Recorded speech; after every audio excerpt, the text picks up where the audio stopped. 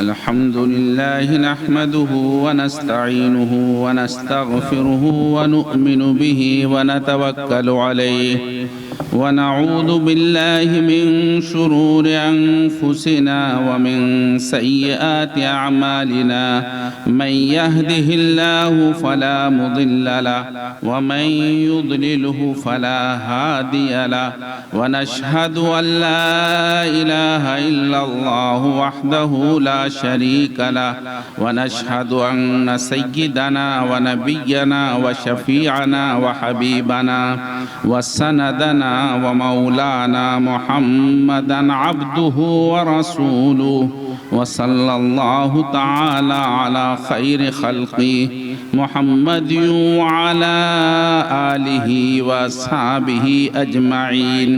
أما بعد، فأعوذ بالله من الشيطان الرجيم. بسم الله الرحمن الرحيم. قل إن كنتم تحبون الله فاتبعوني يحببكم الله ويغفر لكم ذنوبكم والله غفور رحيم. سبحان ربك رب العزة عما يصفون وسلام على المرسلين والحمد لله رب العالمين. اللهم صل على سيدنا محمد وعلى آل سيدنا محمد وبارك وسلم. اللهم صل على سيدنا محمد وعلى آل سيدنا محمد وبارك وسلم. اللهم صل على سيدنا محمد وعلى آل سيدنا محمد وبارك وسلم.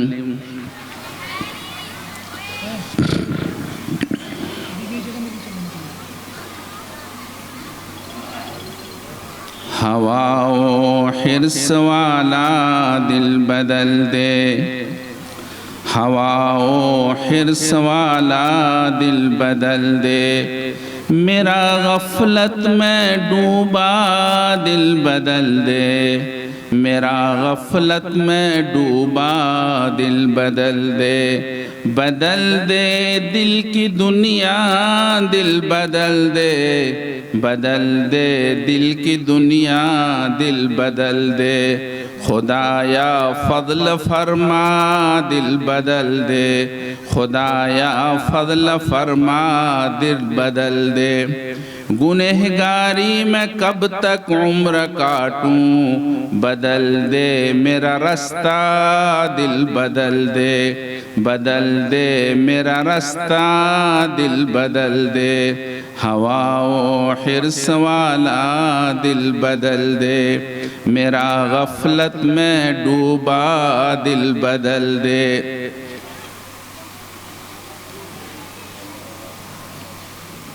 معزز حاضرین کرام، میرے بزرگوں اور دینی بھائیوں اور میری ماں و بہنوں،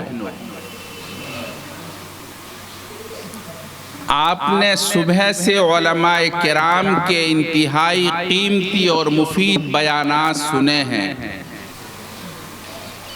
عمل کرنے کے لیے تھوڑا بھی بہت ہوتا ہے. آپ علیہ السلام کے سامنے ایک صحابی آتے ہیں اور عرض کرتے ہیں، یا رسول اللہ اذنی و اوجز، اے رسول اللہ صلی اللہ علیہ وسلم آپ مجھے نصیحت فرمائیے اور مختصر نصیحت فرمائیے. اذنی و اوجز، آپ علیہ السلام حکیم ہیں. آپ علیہ السلام لوگوں کے حالات کو سامنے رکھ کر بات کرتے ہیں.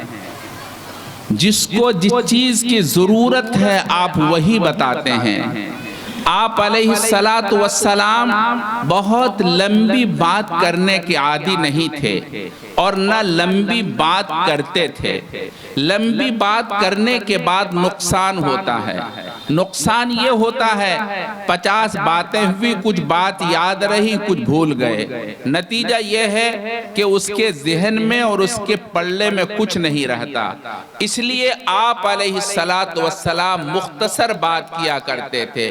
اس صحابی نے جب سوال کیا، یا رسول اللہ اذنی و اوجز، اللہ کے رسول صلی اللہ علیہ وسلم اٹھے اپنی جگہ سے اور منبر پر تشریف فرما ہوئے. علماء کا کرسی پر بیٹھنا یہ آپ علیہ السلام کی سنت سے ثابت ہے. آپ علیہ السلام اپنی جگہ سے اٹھ کر منبر پر تشریف فرما ہوئے اور فرمایا، املک علیک لسانک. بس آپ علیہ السلام کی تقریر میں سب سے چھوٹی اور مختصر تقریر یہ ہے. آپ علیہ السلام نے فرمایا، املک علیک لسانک، اپنی زبان کو کنٹرول میں کرو.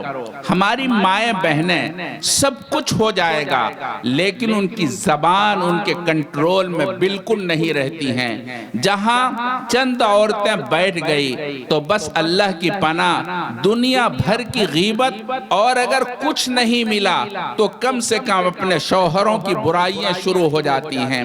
یہ ہماری ماں ماؤں بہنوں کے اندر یہ مرد ہوتا ہے۔ میں بہت ادب کے ساتھ درخواست کروں گا، آپ علیہ السلام نے فرمایا اگر تم ایک چیز کی مجھے ضمانت دے دو، اللہ کے رسول فرماتے ہیں میں تمہارے لیے جنت کی ضمانت لیتا ہوں۔ آپ نے فرمایا اپنی زبان کو تم قابو میں کر لو، اپنی زبان کی ضمانت تم لے لو، میں تمہارے لیے جنت کی ضمانت لیتا ہوں۔ آپ علیہ السلام نے یہ فرمایا۔ میں عرض اصل یہ کر رہا تھا، مجھے بات بہت لمبی نہیں کرنی ہے، ٹائم بھی نہیں ہے اور بات مجھے مختصر کرنی ہے۔ آپ علیہ السلام نے یہ فرمایا کہ مختصر بات کیا کرو۔ آپ علیہ السلام کے سامنے اللہ کے رسول کے ایک صحابی نے سوال کیا تو آپ نے کھڑے ہو کر کے یہ بات فرمائی، اذنی و اوجز کے بعد املک علیک لسانک۔ میں بات یہ کرنا چاہ رہا تھا کہ اصل ہم نے قرآن کریم کی ایک آیت تلاوت کی ہے۔ اللہ تعالیٰ نے قرآن میں فرمایا ان کنتم تحبون اللہ فاتبعونی، صرف ایک لفظ میں بولنا چاہتا ہوں۔ اللہ تعالیٰ نے فرمایا فاتبعونی۔ اللہ تعالیٰ اپنے حبیب محمد الرسول اللہ صلی اللہ علیہ وسلم کو یہ حکم فرماتے ہیں اگر تم یہ چاہتے ہو اللہ تم سے پیار کر لے، اللہ تم سے محبت کرنے لگے، اللہ تمہیں اپنی چاہت دے دے، تم سے اللہ راضی ہو جائے، اللہ کے رسول سے کہتے محمد کہو میرے بندوں سے میری پیروی کرو، فاتبعونی، میری پیروی کرو۔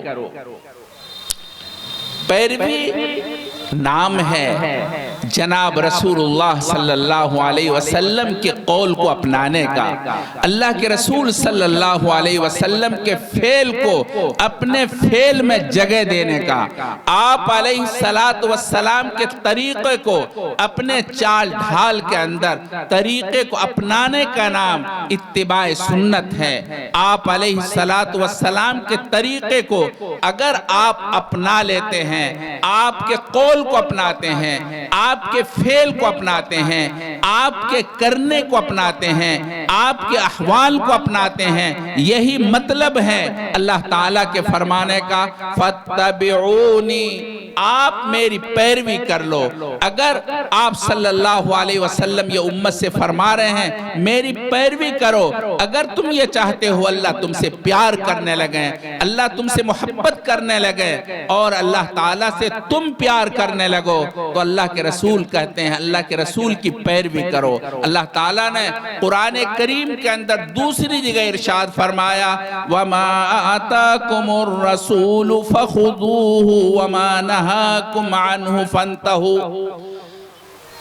صحابیات اللہ کے رسول کے زمانے کے اندر اللہ کے رسول صلی اللہ علیہ وسلم کے فرمانے کے بعد اس سے ایک انچ آگے نہیں بڑھتی تھی۔ اللہ کے رسول کے فرمانے کے بعد بس ختم ہو جاتا مسئلہ، اللہ کے رسول کا ارشاد سامنے آتا، اللہ کے رسول کے ماننے والی صحابیات، ایمان سے متصف عورتیں فوری طور پر اللہ کے رسول کے ارشاد کے سامنے اپنے آپ کو جھکا دیتی تھیں۔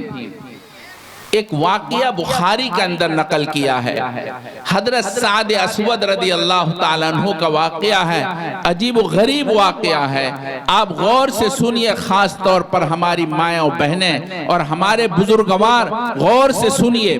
حضرت سعد اسود رضی اللہ تعالیٰ عنہ بہت پکے سچے ایمان والے صحابی ہیں، مگر دیکھنے کے اعتبار سے، صورت کے اعتبار سے اچھے نہیں تھے۔ صورت تو اللہ کی بنائی ہوئی ہوتی ہے، اس صورت میں نہ کسی کو تغیر کرنے کا حق ہوتا ہے نہ وہ کر سکتا ہے۔ وہ صحابی مدینے میں آنے کے بعد مختلف لوگوں کے پاس اپنے نکاح کا پیغام بھیجتے ہیں، مگر ان کے نکاح کے پیغام کو کوئی منظور نہیں کرتا۔ ایک دن اللہ کے رسول کی مجلس کے اندر وہ صحابی اس طرح کہنے لگتے ہیں یا رسول اللہ کیا یہ میری کالی کلوٹی صورت مجھے جنت میں جانے سے روک دے گی؟ عجیب عجیب انداز سے وہ سوال کرتے ہیں، کہتے ہیں یا رسول اللہ یہ میری کالی کلوٹی صورت کیا مجھے جنت میں جانے سے روک دے گی؟ آپ علیہ السلام اس سوال کے منشے کو سمجھ جاتے ہیں، آپ سر نیچے کر لیتے ہیں اور آپ کی آنکھوں میں آنسو جاری ہو جاتے ہیں۔ وہ صحابی یہ سوال کرتے ہیں، یا رسول اللہ کیا میری کالی کلوٹی صورت مجھے جنت میں جانے سے روک دے گی؟ اللہ کے رسول صلی اللہ علیہ وسلم فرماتے ہیں، سعد اگر تم پکے سچے ایمان کے ساتھ متصف ہو اور پکے سچے ایمان والے ہو، تمہیں جنت میں جانے سے کوئی روک نہیں سکتا۔ اگر تم نے خلوص دل کے ساتھ لا الہ الا اللہ پڑھا ہے تو تمہیں جنت میں جانے سے کوئی نہیں روک سکتا۔ وہ صحابی کھڑے ہوتے ہیں اور عجیب محبت کی زبان کے اندر، بھری محفل کے اندر اللہ کے رسول صلی اللہ علیہ وسلم کے سامنے کلمہ طیبہ کی اقرار کرتے ہیں اور کھڑے ہو کر عجیب محبت کے انداز میں کہتے ہیں، لا الہ الا اللہ محمد رسول اللہ۔ عجیب محبت کے انداز میں یہ کہتے ہیں اور وہ زبان سے اقرار کر رہے ہیں۔ نبی کریم صلی اللہ علیہ وسلم کی آنکھوں میں آنسو ہیں۔ اس کے بعد آپ علیہ السلام سے وہ صحابی یہ کہتے ہیں، یا رسول اللہ میں نے اپنے نکاح کا پیغام تمام لوگوں کے گھروں میں بھیجا ہے، مدینے کے رہنے والے تمام لوگوں کے گھروں میں بھیجا، مگر میرے نکاح کے پیغام کو کسی نے منظور نہیں کیا۔ آپ علیہ السلام سر نیچے کر کے، آپ کی آنکھوں میں آنسو ہیں، تھوڑی دیر کے بعد سر اٹھاتے ہیں اور کہتے، سعد جاؤ، میں نے تمہارا نکاح مدینے کی سب سے زیادہ پکی سچی ایمان والی لڑکی فاطمہ بنت عمر بن وہب ثقفی ہے، وہ سب سے پکی سچی ایمان والی اور سب سے زیادہ سمجھدار اور سب سے زیادہ پڑھی لکھی فاطمہ کے ساتھ جاؤ، میں نے تمہارا نکاح کر دیا۔ حضرت سعد اسی وقت اللہ کے رسول کی مجلس سے اٹھ کھڑے ہوتے ہیں اور سیدھا عمر بن وہب ثقفی کے گھر پہنچتے ہیں اور گھر پہنچنے کے بعد دستک دیتے ہیں۔ دستک دینے کے بعد فوراً عمر بن وہب ثقفی باہر آتے ہیں اور کہتے ہیں، کیا بات ہے؟ صحابی کے ایمان کو، اللہ کے رسول سے محبت کو آپ تصور نہیں کر سکتے۔ حضرت سعد اسود عجیب انداز سے بات کرتے ہیں اور یہ نہیں کہتے میں محمد رسول اللہ کی مجلس سے آیا ہوں، کہتے ہیں میں ابھی اپنے محبوب صلی اللہ علیہ وسلم کی مجلس سے آ رہا ہوں، میرے محبوب صلی اللہ علیہ وسلم نے میرا نکاح آپ کی بیٹی فاطمہ سے کر دیا ہے، میں آیا ہوں۔ جیسے یہ لفظ ان کی زبان سے نکلا، عمر بن وہب ثقفی چیخ پڑتا ہے اور کہتا ہے، چلے جاؤ چلے جاؤ، یہ پیغام مجھے منظور نہیں ہے، آپ چلے جاؤ چلے جاؤ۔ جب یہ لفظ وہ پکار رہا تھا، چیخ چیخ کر کے کہہ رہا تھا، بڈا کے لوگوں غور سے سنو، آج ہمارا حال کچھ ایسا ہی ہے، ہم اپنے دل کے اندر ایمان کا دعویٰ کرتے ہیں مگر ہمارا عمل سنت کا مخالف ہے۔ اللہ کے رسول کی سنت ہماری شادی، ہمارے بیاہ کے موقع پر، تقریبات کے موقع پر اللہ کی سنت چیخ چیخ کر پکار پکار کر کہتی ہے۔ اللہ کی سنت اسی صحن کے اندر دم توڑ رہی ہوتی ہے جبکہ ہم سب کو راضی کرنے کی کوشش کرتے ہیں، ماں کو، بہن کو، پھوپھی کو، خالہ کو، خالو کو، پھوپھا کو، سب کو راضی کرنے کی کوشش کرتے ہیں، مگر اسی وقت سنت کا جنازہ نکل رہا ہوتا ہے اور یہ سنت کے جنازہ نکالنے والے ہماری مائیں اور بہنیں ہوتی ہیں۔ سب سے زیادہ ان کے یہاں اپنے رسم و رواج پر مداومت ہوتی ہے اور سب سے زیادہ اس کا اصرار ہوتا ہے کہ ہمارے اندر جو رسم و رواج ہیں وہ ختم نہیں ہونا چاہیے اور ان پر عمل ہونا ضروری ہے۔ میں عرض کر رہا تھا، عمر بن وہب ثقفی چیخ رہا ہے، ادھر سے فاطمہ بنت عمر بن وہب ان کی لڑکی ایک چادر سر پر ڈالتی ہے اور ڈال کر کے فوراً باہر آتی ہے اور اپنے باپ سے کہتی ہے، غور سے سنو میری ماں و بہنوں، وہ کہتی ہے کہ مجھے یہ پیغام منظور ہے، مجھے پیغام منظور ہے، مجھے پیغام منظور ہے۔ اور قرآن کریم کی آیت سے استدلال کیا۔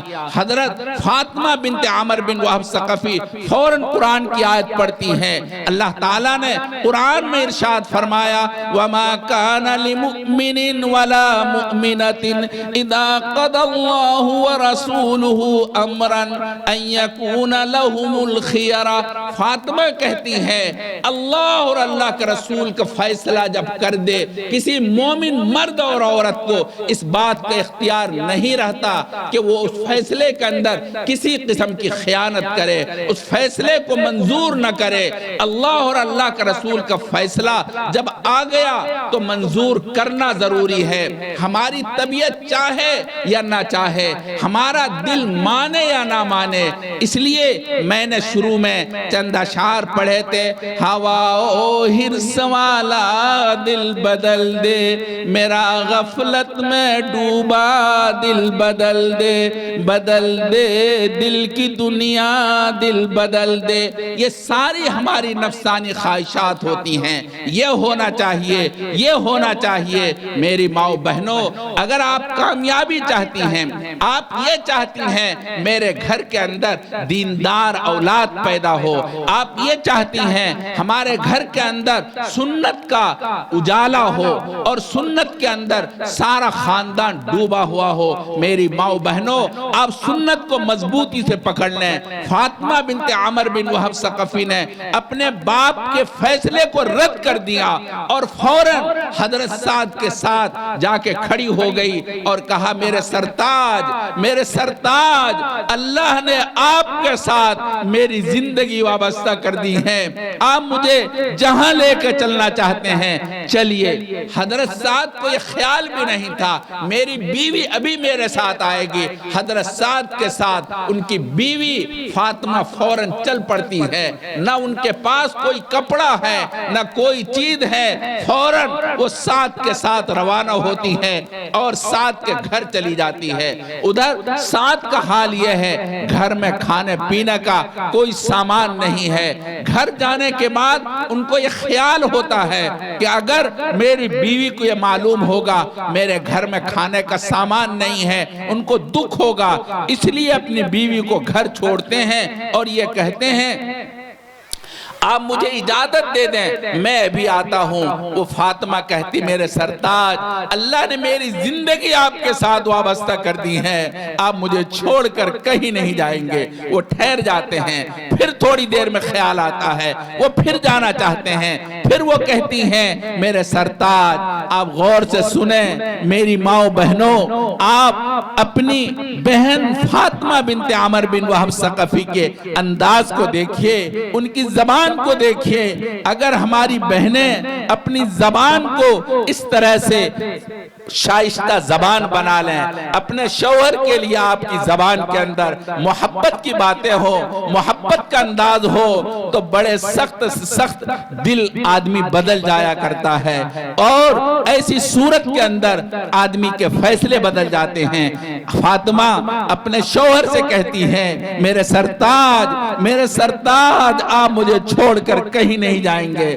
حضرت سعد فوراً پھر رکتے ہیں، تیسری مرتبہ پھر کھڑے ہوتے ہیں۔ اس پر فاطمہ کہتی ہیں، ارے میرے سرتاج، آپ کہاں جانا چاہتے ہیں؟ آپ مجھے چھوڑ کر کس دنیا میں جانا چاہتے ہیں؟ معاملہ کیا ہے؟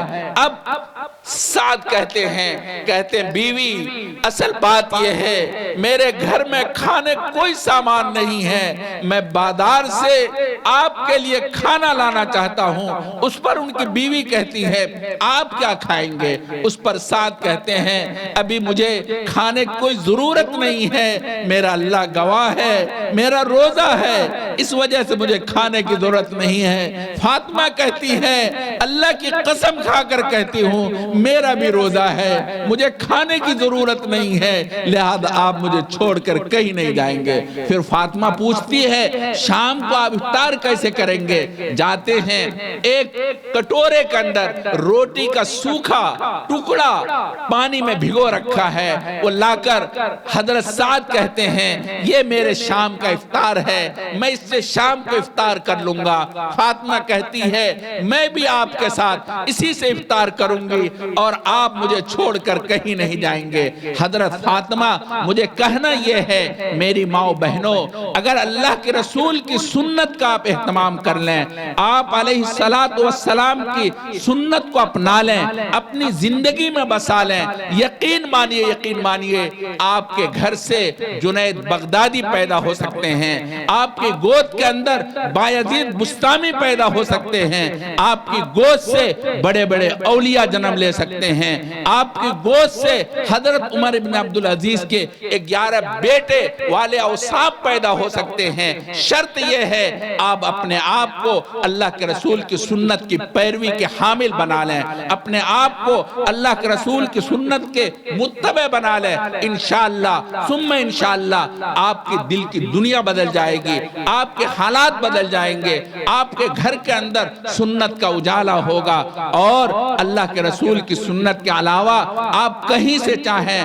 آپ کو روشنی فراہم نہیں ہو سکتی، آپ کے گھر کے اندر کبھی خوشیاں نصیب نہیں ہو سکتی اللہ کی سنت کے علاوہ۔ اس لیے ابھی عزیزم مولوی ذیشان سلمہ نے وہ شعر شروع میں کہا تھا، کتنا پیارا شعر ہے اور کس قدر ہے، جمال گنبد خضرا کہاں سے لاؤ گے، جمال گنبد خضرا کہاں سے لاؤ گے، جمال گنبد خضرا کہاں سے لاؤ گے، نبی سے ہٹ کر اجالا کہاں سے لاؤ گے۔ نبی سے ہٹ کر اجالا آپ کی زندگی میں کہیں سے نہیں آ سکتا۔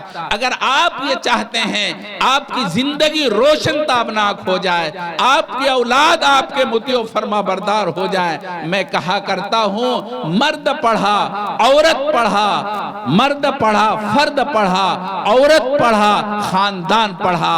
اگر ہماری بیوی، ہماری مائیں، ہماری بہنیں اگر صحیح ہو جائیں، پورا خاندان صحیح ہو جائے گا اور پورے خاندان کے اندر دین کا اجالا ہو جائے گا، تمام پریشانیوں سے گھر محفوظ ہو جائے گا۔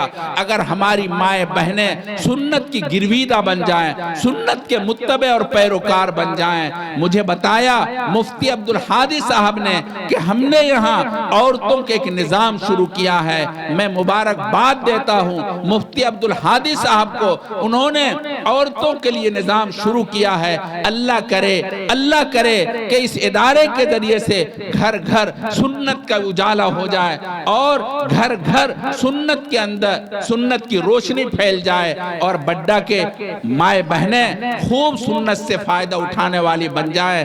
چونکہ ٹائم نہیں ہے، اللہ تعالی ہم سب کو عمل کی توفیق نصیب فرمائے۔ وآخر دعوانا ان الحمدللہ رب العالمین۔